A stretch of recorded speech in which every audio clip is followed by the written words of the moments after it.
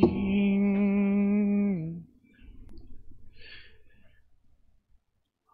Are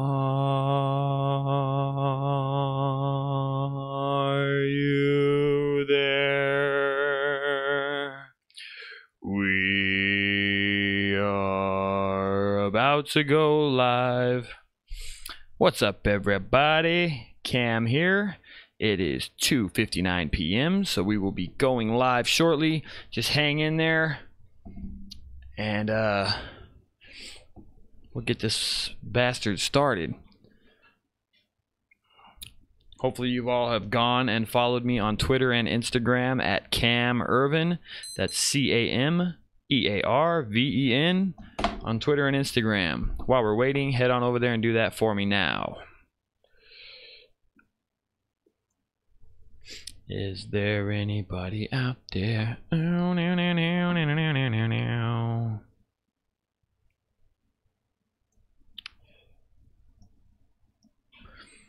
Made it. What's up, guys? I'm just gonna let this thing linger for a second and then we'll be going live. So just hang in there. If you're tuning in right now, welcome to the Print Life Live. This is sick. It's a freaking Wednesday already. Yeah, Dan, it is. You guys, we're gonna be shooting out in let me see. Not yet. Just hang on. We'll be here shortly.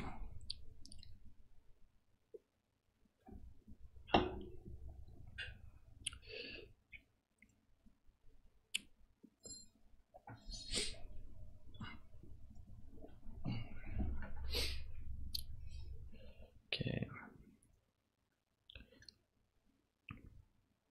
Everybody, if you're just tuning in, hang tight. I'm going to be going live in about 50 seconds, so just hang in there.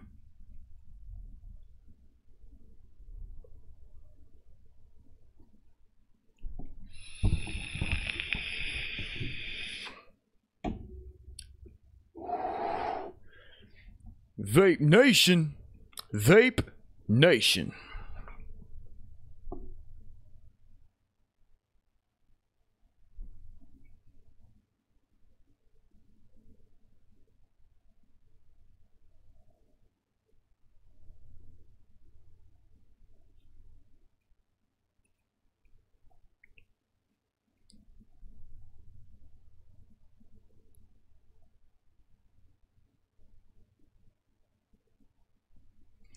All right, guys, we're about to go live in 3, 2, 1, and I'm gonna roll them motherfucking credits.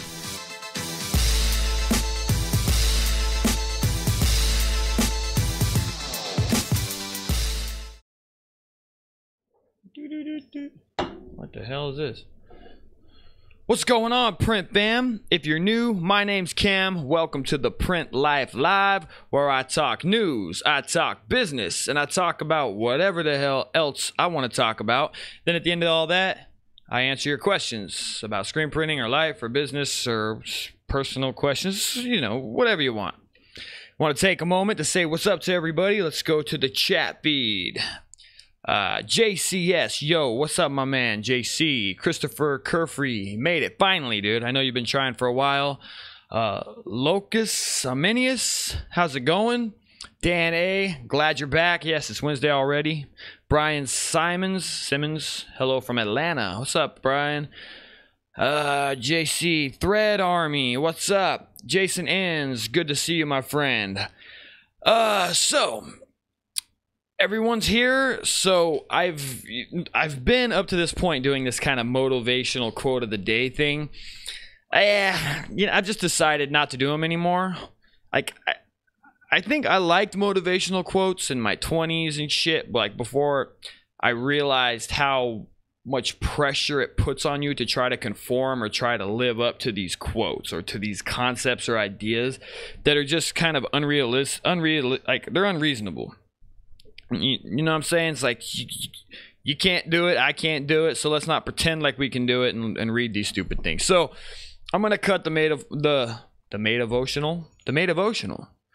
I'm gonna cut the motivational quote out for now. If you guys missed them, if you guys liked them, maybe I'll bring them back. But at the moment, I'm just over it. I'm over it. So what I am going to do is just go right into the news. I'm going to try to keep this live feed a little bit shorter than normal. So just hang in and we'll get to the Q&As really quickly. You can actually start feeding me your questions right now. So everyone who's tuned in, start throwing me some questions. Before I get into that, though, I think I mentioned it briefly last week, guys, but I have this new vision for what, and right now in the chat, I'm going to start looking for your responses to this, but I have this vision that we'll actually use this live feed to give the news on the printing industry from you guys. So some of you are maybe considering starting in the printing game, or you already have a shop, or wherever you're going with it. This is my concept. Tell me what you think about it. You feed me the news. So for instance, your shop, or you've bought your first press. You tell me the name of your company, the name of what you're doing, and tell me the news for your shop, and then I'll report it here. So it's kind of like this would be a central news station for the small screen printing industry. What do you guys think about that? Let me know in the chat. But to do that, my question for you is, what do you guys feel would be the best way to submit your news to me? Would it be through Facebook, email, Twitter? Let me know, and then I'm gonna set up a system to where you guys can submit your news, your updates, your press releases to me, and then I will get them from that source, and then I will broadcast them on this live feed. I think it would be sweet. It actually gets me all like, gets me jacked up, ready to keep it going, ready to get it going. Anyway, let me see if you guys said anything. Yeah, Swamp. Yeah, Thread Army. That's what I'm saying. So let me ask you this. What's the best outlet for me to get the news from you guys? And obviously we need more. If you're just tuning in, I'm asking everybody what they think about feeding me news from their personal shops, from their personal lives around the industry, and then using this as the central hub for me to broadcast that news to the industry. Anyway, so let me know in the comments what outlet you think would be the best way for me to go about doing that. In the meantime, if you have something new, if you have a new, if you've hired someone new, if you got a new press, if you're trying a new ink, any of that kind of stuff, if you know about some new industry news that I haven't heard before, I want you to follow me on Twitter at Earven. Okay, that's CAMEARVEN. You're going to hashtag it.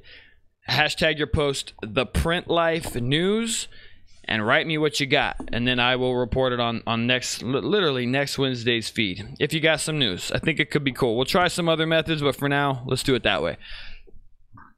Excuse me. Anyway, so we're skipping over the quote of the day, and I'm going to get directly into the news. And I didn't get to touch on this last week, but it's important to me.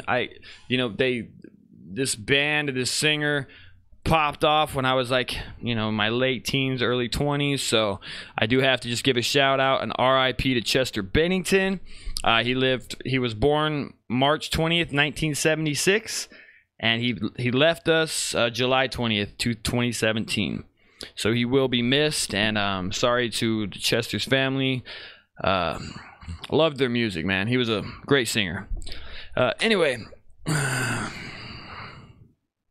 hang on, guys. I gotta get on track where I'm going. But before I get into the remainder of this, I'm gonna come back to the comments and just touch base on it.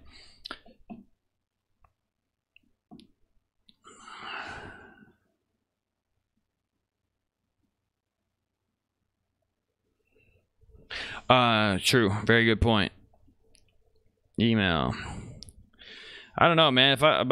If I'm like you guys, I hate email. And also, Earven is actually a personal account. That's not my business Twitter, so that would be the perfect outlet for you guys to send it to me. Just saying. All I have is to just learn how to make this. Dan, if you have an idea, that's perfect, man. Just feed me the news, man. Feed me anything you've heard or learned, whatever. Anyway, yeah. let's move on to the news. So, I didn't really have any submittals last week from you guys, and I browsed around on Google for a little bit today, and there was just nothing really newsworthy other than Fear the Monster. Amazon is coming. They're coming for y'all and us all and everybody. And Amazon's just gonna rule the world. So be afraid. Be very afraid. Anyway, because I didn't get any submittals, I'm going to just go on and talk briefly about how our live printing event went over the weekend. So I'm sure you guys saw the last vlog post. If you're just tuning in, welcome. I'm about to talk about how the live screen printing event went. Anyway, I'm going to just give you guys some updates on that because I did a terrible job vlogging it. When we finally got there, we were just so overwhelmed and it was so busy that I just didn't have time to pull the camera out. And then the rest of the time was just at the casino, drinking beer and just waiting to go to bed. So it wasn't actually very interesting and for a vlog, and I just didn't really care. So the first things first, let's just talk about the actual event. The event went off without a hitch. It was smooth, man. The lines were wrapped around booths. We were the hit of the show. Everyone loved us. Got some great connections for future events with some very large companies. So the event went off without a hitch. I came up with some concepts for some mobile displays that will better aid potential just for future vendors and for the vendor that's hiring us and for the guests as well. I've came up with some concepts and ideas for portable displays that will be white labeled, so it won't interfere with whatever company has hired us. It'll all just be black and white label, but it'll be really instructional. So that's one thing that I came up with. But other than that, man, the show was a smashing success, and the people that hired us loved us, and the whole thing was it was sweet. Loved it. The downside of the whole thing was the travel. Getting there was shit. Getting back was shit. It was all shit. So starting with getting there, it wasn't terrible. We got our Uber. We show up to the thing, and we go to the first check-in, because in Phoenix Sky Harbor, there's a check-in right off of when you get dropped off. So we stand in that line because that's where we've always done it in Phoenix. We go through the thing, we try to check our bags, and they tell us, no, you can't check your bags here. You're gonna have to go to the next line. So we go wait in the next line. We get through the thing. It's manual check-in. We do the manual check-in. We wait through that line. And then it won't let us check our bags because it won't print our bag tickets. So then we have to go to a third line and wait in that goddamn line. And finally, after the better part of an hour trying to get our bags checked, they get checked. It was nothing more than we learned that you just always go directly to guest services. That's it. There's no middle ground. Just oh yeah, that's what we learned. Go to guest services. Just get it done. Flight in was cool. We landed in the Las Vegas airport, and then there's a whole other thing because we're doing the rideshare thing. I think from this point moving forward, when we get to the airport, we're not going to call an Uber. We're just going to pay the extra 10 or 15 bucks and grab the cab, because at the airport, Uber has designated pickup spots, and they're hard as shit to find. If you're not familiar with the airport, if you don't know where it's at, it's just easier. Just keep it simple. Get a damn cab, get to the airport. It's going to be, I learned it this time, the costs are going to be nothing compared to the ease and the peace of mind. Okay, so we're looking around forever to get the fucking Uber dude. Finally, we get the Uber dude, we get to the place, and we get set up. Cool, no problems. Press goes together easily. We're happy with it. Go to the hotel, everything's good. From that point moving forward, event goes off without a hitch. It's perfect. The last day, the morning we're supposed to leave, I did two things. I scheduled a departure on a Sunday. You should never do that, apparently. Learn this now. And we scheduled it super early in the morning. Why don't you do that? Because you're not going to get your ass out of bed. At least I'm not. I wake up at 6 a.m. I don't wake up at 4 a.m. And apparently my body just wasn't ready to wake up at that time. And we missed our flight. And because we missed our flight, we had to go on standby on a Sunday. The standbys were stacking up. I was able to get Alex on the plane. Wasn't a huge problem getting him on. He got on the very next flight. But I had to wait from the moment we got there, about 6:20 a.m., to 10 p.m. So I was in the airport all damn day. And I almost didn't even get on that final flight. I had to force my way in, and I had to like smooth talk the flight. It's not a flight attendant. I forget what they're called. The desk agent. Just to get on that flight, because the final flight into Phoenix for the night was actually canceled due to weather. And then because the weather was shit in Phoenix, turbulence.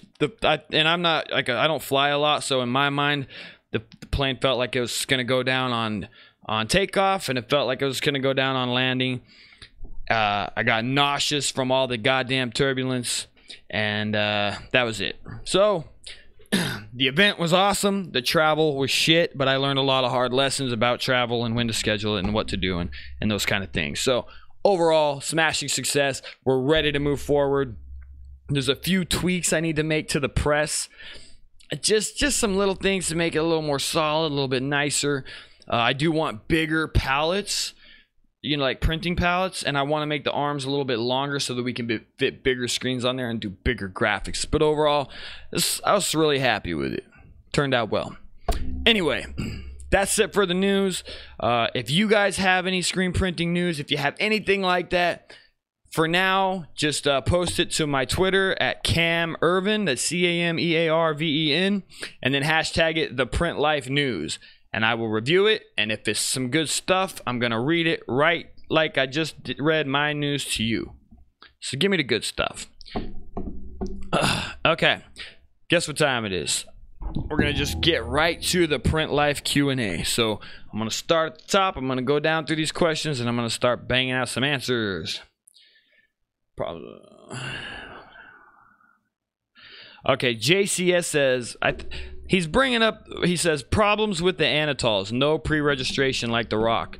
I talked to the Anatol rep. They do have a pre-reg, as far as I know, and it's exactly the same as M&Rs, almost. And if you don't want to buy Anatols and you buy the slider brackets on the Anatol presses, you can use the M&R pre-reg system. They actually have the side cuts on the side brackets and everything. It's a perfect fit. You just have to make sure you have the slider brackets on the Anatol on the print arms. From my understanding. Again, I'm not for sure about that, but that's what the rep told me. I can't speak from experience, which is always really risky to say something without speaking from experience. You should look...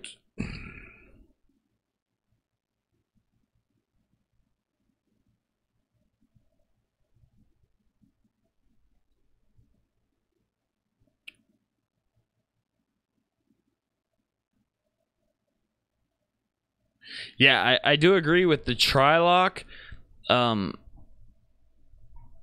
What I don't like about the M&R system is the carrier sheets as well. We used them at the old shop I used to work at years ago. The carrier sheets suck ass, but there's other systems. There's actually third-party systems where you tape the films onto it, or you just go with the direct-to-screen. There's a lot of options, man, but you're always going to have some kind of carrier sheet thing. Rock has a really cool registration system, but there is a third-party manufacturer. I can't remember the name of them right now, but that allows you to sit the screen on the M&R type of deal. Anyway, you don't need to use carrier sheets. You don't. It's just it's an option. It's one of many options. Okay, Thread Army asks, my question for the day: what is your thought on contract work, and can you be a mainly contract printer with a manual shop and no auto? Fuck no, dude. No. Don't. No. I mean, you could try, dude, but so first and foremost, most people that are giving you contract work are going to be familiar with production capabilities based on your shop. They're going to all want to probably at the very least take a look at your shop and see how you do it. If you're not automated, you probably won't get the work anyway, but even if you were able to get the work, man, dude, a manual printer, the margins already suck. If you're doing contract printing, your print pricing is going to be lower than custom printing. It's just like look at any contract printer in the Midwest. Phoenix and California don't really count, and I don't even think we get a lot of the contract work. But look in the Midwest and look at their goddamn price sheets. Their pricing is low, man. It's like super low, and it's because they got super cheap labor, they got automatics, and they're able to crank this shit out for next to nothing, and they are running on razor thin profit margins. So I wouldn't recommend it, but I would never say never. You gotta start somewhere. So you can start trying to get the work, but more than likely you're not even gonna get the work till you got the press. So that's that. Anyway. Bigfoot Sam says, got a bad case of swamp ass. Humidity is no good. Man, the humidity over here has been, honestly, man, like 90 degrees in air. So when it gets humid here during the monsoon season, our temps drop to like between 90 and 102, but it feels worse than our 115 degree weather. I don't know how y'all, like the southern people, anyone that lives, I don't know how y'all live with humidity. It's the worst thing on God's green earth. It's the goddamn humidity. I'm sorry for any of you that deal with it on a regular basis. It's torture. It's torture. I mean, it's torture. I feel it's horrible. Sorry for you, dude. Jen Ortez is tuned in. What's up, baby? Thread Army. I think it's a good. Yeah, Thread Army. I think that is probably what I'll do is with the email. But you guys, if you have any news for your print shop, submit it to me so that I can then share your news with all of the viewers in this live feed, which I hope will continue to grow as time goes on and we move forward with this. Elevation Print Sign. What's up, Elevation? Rybeat. What's up? Mystic Focus has a question for me saying, what is life after printing for you? Live, dude. Live.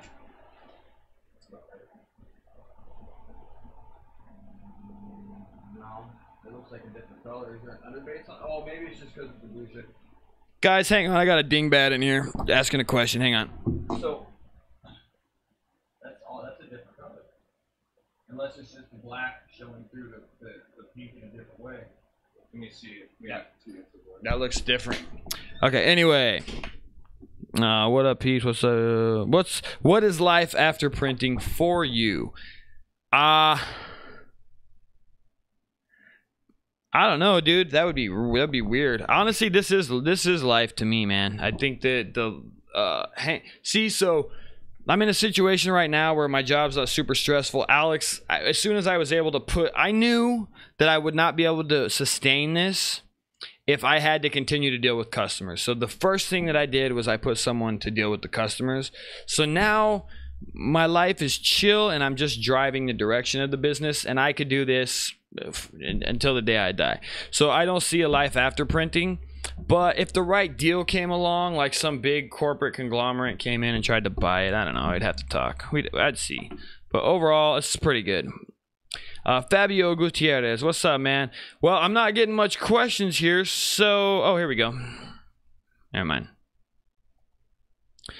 Dan A says, all I have is an idea for a shirt, and I'm watching your show to learn how to make my shirt from A to Z. I have lots of past shows to watch. Plus, you're local and funny. Thanks, Dan.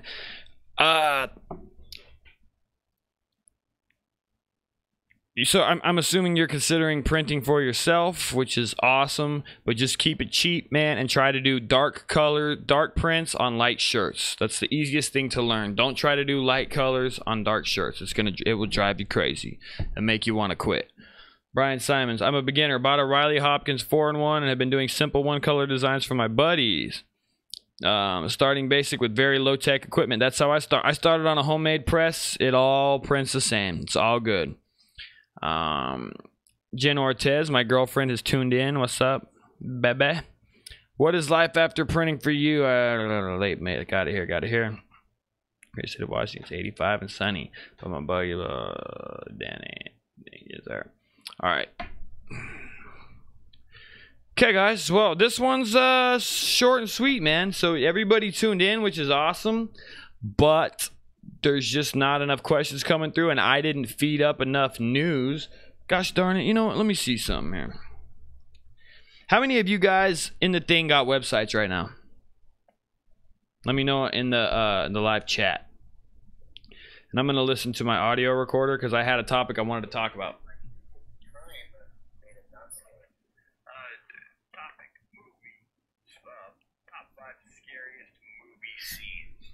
Okay. All right. So how did yeah, Fabio Gutierrez, man, I actually just talked about the Vegas trip, Fabio. So you're gonna have to watch this live feedback, but it went well. The travel was horrible, but the actual event went off without any hiccups. Shaunuf Jones, what's your opinion on screen print transfers? They're awesome.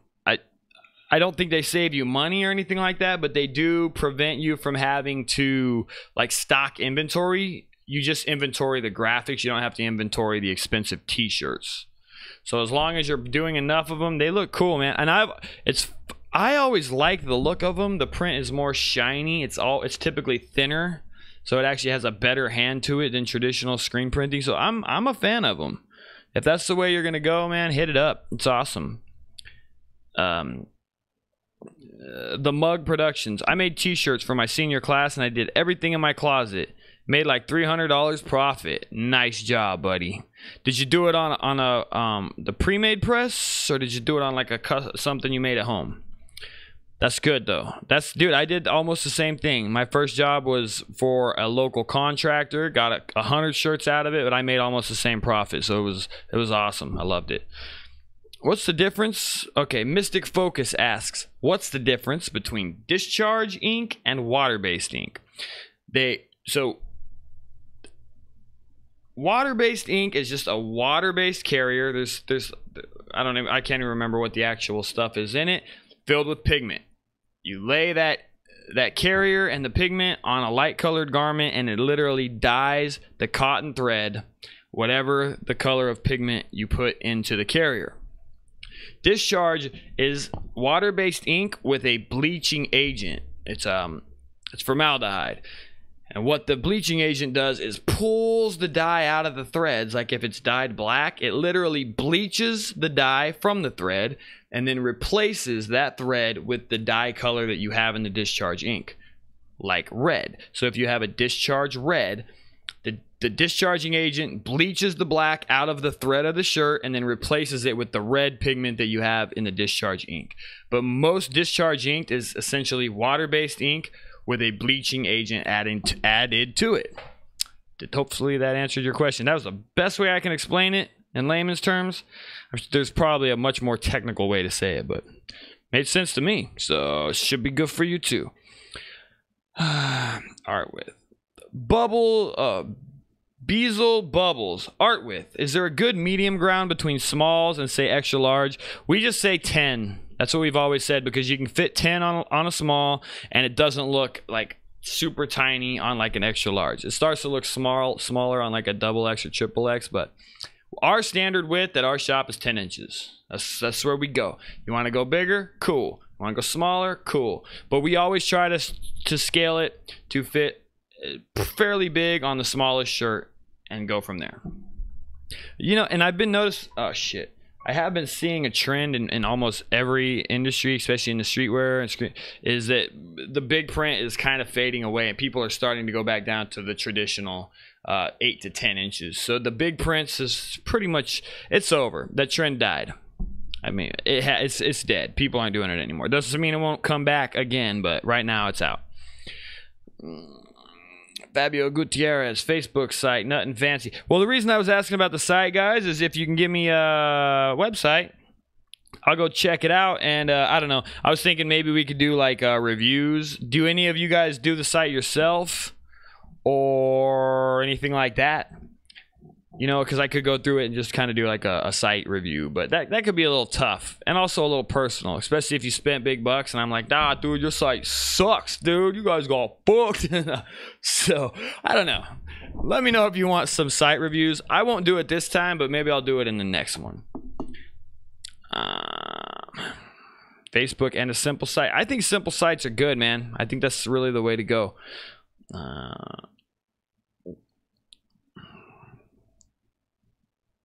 Okay, Patrick Roloff says, would you consider Screen Printer's line of shirts, or will you ever offer your shirt designs for sale? You know what, Patrick? I have been thinking about that. I've actually invested in another clothing line. Like, I gave up on the clothing line game for a long time, but someone came along that had a very specific niche that's easy to market to, and I was like, you know what? Let's give this another shot. As far as a screen printing clothing line, I don't know how I would market that. I don't know how I would find that niche. Because screen printers ain't going to buy another screen printer shirt. I mean, they're definitely not going to promote me. Like, granted, you guys like the show and everything, but there's no way that you're going to wear my screen printing shop shirt instead of your own. I can't imagine finding the market. This is the point. Now, the print life might transition out of that because I've really tried to keep the Print Life YouTube channel neutral. Granted, I linked to my website and everything in the description, but I really have tried to keep the Print Life kind of separate from Monument Limited. So maybe the Print Life I could run a line of shirts that way, and you guys might rock that. Would you rock merchandise that said the Print Life on it? That's the question. Y'all let me know in the comments. Okay, Dr. Deathgrip says, how many inches from the collar do you print? 12 inches wide by 2 inch tall designs, like by the nipples. So our standard, we like to go on, you know, like something that's square. It's not a rectangle, but like say 10 by 10, 2.5 inches from the collar seam. If you can see, that's where it's stitched to the top of the art. So it's about 3 fingers, but we like to use actual inches, and we go 2.5. If, however, you have a wide, short graphic, like a banner or just some words, we usually take it an inch further down. So, I mean, we've always just found that if you're writing, it's kind of weird, but right above the nipples. But 3.5, which is more like 4 fingers from the hem to the top of the art, 3.5 inches is usually a good spot for a wide but short graphic. That's what we found. But dude, again, all that image placement stuff is really relative, you know, because you might find a client that thinks this should be really low or really high. You got to do what the client wants, but that's why you just always have them specify it in inches, and you have them sign off on it in inches. You have them sign off on 3.5 inches from the collar to the top of the art. Then there's no questions. Then you're just giving them what they want. But standard 2.5. Wide and short graphics, 3.5. It's a good place to start. And then 5 inches on the back from the collar to the top of the art. That's our standard. That's where we start from, and then we work from there. Okay, Brian, our biggest source of traffic is Facebook. Over 9,000 followers. Dude, on Facebook, that's awesome. I very rarely even log into that site. But so does that mean like likes or follow? I don't even understand how Facebook works. Is that on the page thing? I don't get Facebook. It doesn't make sense to me.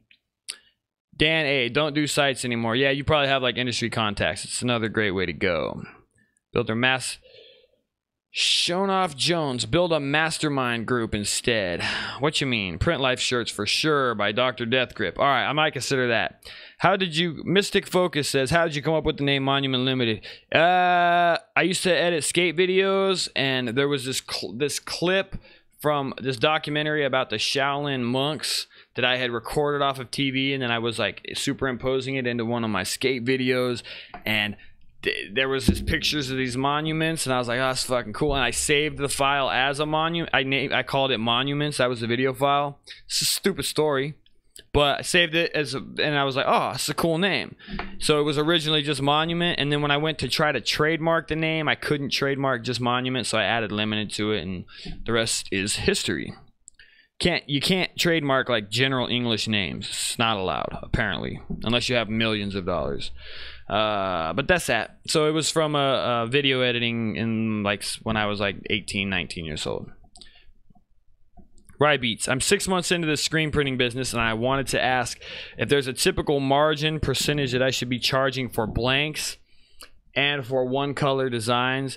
It's because, again, that's all relative, because your margins have to go higher when you're not doing as much volume. So you got to do the math. You need to know what your expenses are. You need to know what you want to make every month for your salary, and you just base your pricing off of that. But I mean, I would say you know, and again, you do it in brackets, right? So like 12 to 24 is, I'm just going to spitball here, but let's just say 50% margins. 24 to 36 is, you know, 48%, and you work your way down the more they're ordering, because you're still making the same amount of money. But there is no set in stone, man. Everyone's pricing is so different. Like, I've looked at a million different screen printers, and people are all over the board. It depends on where you're located, it depends on who you're printing for, if you're doing a national printing or local printing, because the structures are different everywhere. But I would say starting at 50%, man. So if you pay $1.80, you know, you want to make $1.80, or 100% even. Like, well, in 12 to 24, you want to make what you spent on it. So I just completely I'm going to go back on what I just said. You want to make 100%, like at least up to 24 shirts. I would say probably even 36 shirts. But again, it depends on what garment you're doing. There's just so many, dude. I can't even begin to answer that. I wish I could. But start at 100% and work your way down as the quantities increase. That's what I would say. There's a hardcore misconception, especially among customers that are buying garments, that we only pay 25 cents a shirt. Like, they believe this with such certainty that they can't believe it. And here's why: because there's new shirt wholesalers online that advertise a Gildan for you know, $1.25, but in the fine print you realize, oh, that's a white Gildan. But people see this and they go, okay, well, if these websites are charging this and they're making a profit, then the printers must be paying even less. There's this whole circle of oh shit going on in the industry right now, because the wholesale game has been opened up to our clients. So there's a lot of battling going on. So you can't charge too high of a price or you just won't get the job. As like with everything. Sorry, dude. I was all over the place with that. Facebook crushes you if you aren't interested in paying to play. Okay. So this is interesting news. Beazle Bubbles says, Facebook crushes you if you aren't interested in paying to play. And that is awesome. My understanding, especially with, this is my problem with Facebook, and maybe you guys can give me some insight into that. Even if you do pay to get your ads in front of people, I don't see Facebook as a search engine. So in my mind, if you want to sell a trinket, something quick, a quick sell, a quick idea, Facebook ads would work. If you're trying to sell a service that people are going to need at specific times, unless you're doing a branding marketing campaign where you're just trying to create brand awareness, but you don't need to have conversions off of it, those are the most expensive type of marketing campaigns. And if you are doing that type of campaign, it might work for our industry. But I don't see Facebook ads working because people aren't going to Facebook to find their printer for their company's event t-shirts. It's not the way it works. So I just think Google's where it's at. But maybe I'm wrong. Maybe Facebook is exactly where it's at. If you guys are just tuning in, I'm doing Q&As right now, so throw me your questions in the feed and I'll get right to them. But dang, man, the 9,000 Facebook followers is just dope. I mean, I can't. That's crazy, dude. Yeah, thanks. But they say it's taken several years to build up. Biggest increase was after the used gear website featured one of our guitars on their homepage. Yeah, man, right? And I need to start considering these type of collaboration things too, because my understanding is that is how you grow in the social environment, is through collaborations. Click follow on our Facebook page. That's crazy. So Brian says they had 9,000 people click follow on their Facebook page. That's dope. Okay. Fabio Gutierrez, what size Platens do you use? We have various sizes. They're all aluminum Platens, pallets. I've always called them pallets. I guess Platens, you can call them whatever we want, right? There's no judgment here. So our standards are 16 by 20. So we have 16 by 20 standard aluminum pallets. We also have oversized, which is like I think 20 by 28s. And then we have youth pallets, which are 4 by 20, and then we have leg pallets, which are 6 by 20. Those are our standard pallets, along with all the fucking like koozie pallets and stuff like that, and then custom stuff. But the standards, 16 by 20, those are where it's at, man. That's where you do the majority of the work on that. And I will say those leg pallets are great because they also substitute as kind of like, oh, we also have youth pallets, which are like 10 by 20, but those leg pallets are sweet because they're like 6 inches, but you can do like infant shirts on them really easily. Yeah, so we have all of them, man. But 16 by 20 is a great place to be working. Those are still pretty big prints if you end up with those kind of jobs. Dan A says, it's not a search engine, so he's speaking about Facebook, but the ads come up on people's feed. It works. There's more potential than you think. And he's saying this to me. You're probably right, dude. I just haven't given it a chance. I need to look into it. I've just been so like, and I've been like all inclusive. All my time has been focused on Google AdWords, so that's where I've been focusing all my effort. But I do know Facebook will be important at some point, and it is an important website. Farmboy Graphic says we've picked up quite a bit doing Facebook Live during the day while printing. No kidding. Facebook Live. Yeah, let me ask you guys this. Is it better to be doing Facebook Live or YouTube Live?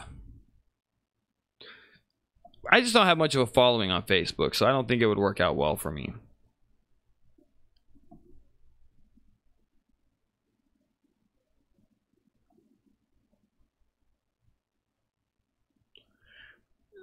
Another position opening up at your...